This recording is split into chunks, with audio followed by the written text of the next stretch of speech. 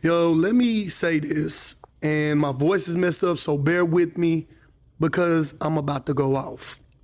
In the case of Sonya Massey, in the case of a 36-year-old woman being unalived in her own home after calling the police that are sworn to serve and protect the very community in which they commit these heinous and awful crimes in.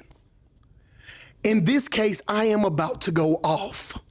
I'm not gonna mention the countless names of the other victims of people that we've had to witness throughout the years. I'm not gonna even go there. I'm gonna stick with the exact point that I came here to talk about, and that's this young black female who was unalived in her own home for no reason.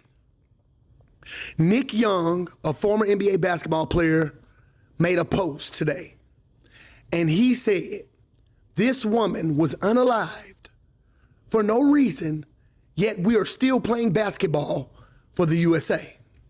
Somebody had the nerve to get under that comment and say, newsflash, my boy, it's much bigger than basketball.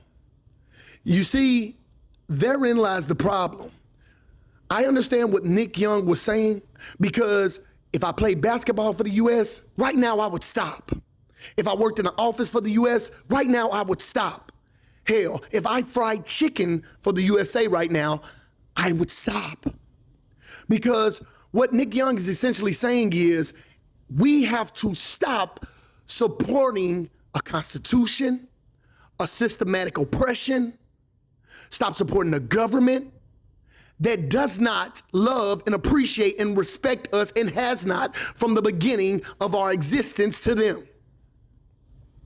A systematic oppression that has constantly cultivated an environment in where we are a second-class citizen at best, in a country where we have always and will forever be a stepchild.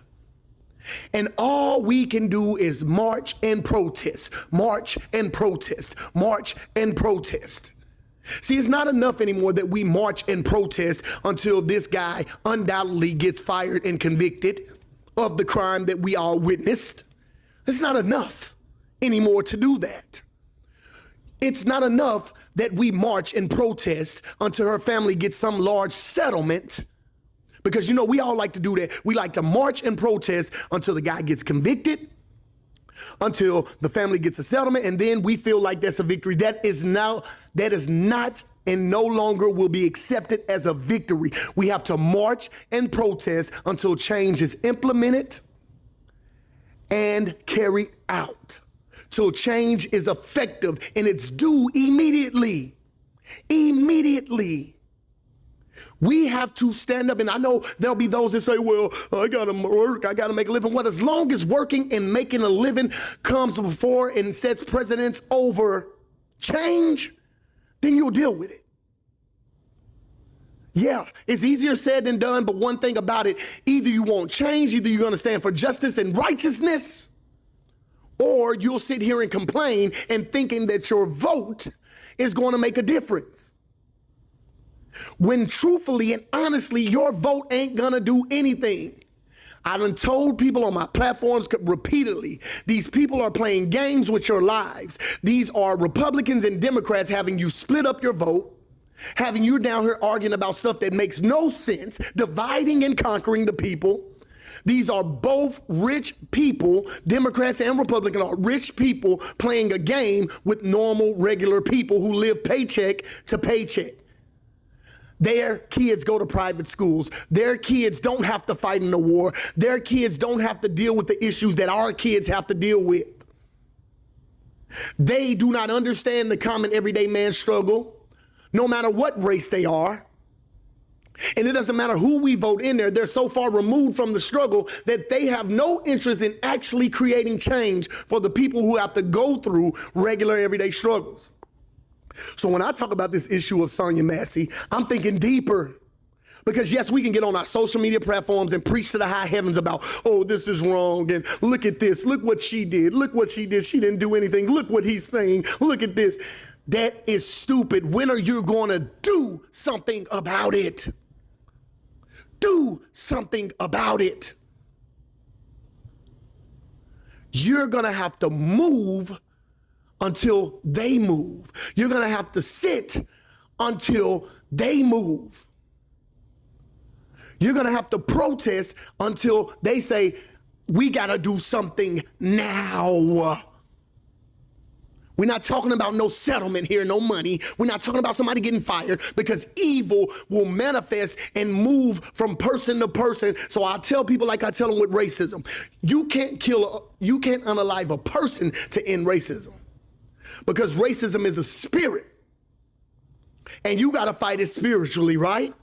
So even when this man goes to jail and he loses his life and his career and his family life is shaken up, there's somebody out here with the same mindset. There's somebody out here with the same spirit who are going to carry that on and continue to unalive a race of people that they deem unvaluable, that don't have any worth. They continue to portray us as the most violent, thuggish, unintelligent people on earth. That's everywhere. The darker skinned man and woman are portrayed in movies, on television, in the media and news as violent, unintelligent people in a stereotypical manner. They've done this from the beginning of time, knowing that they are the most violent people who have ever walked this planet.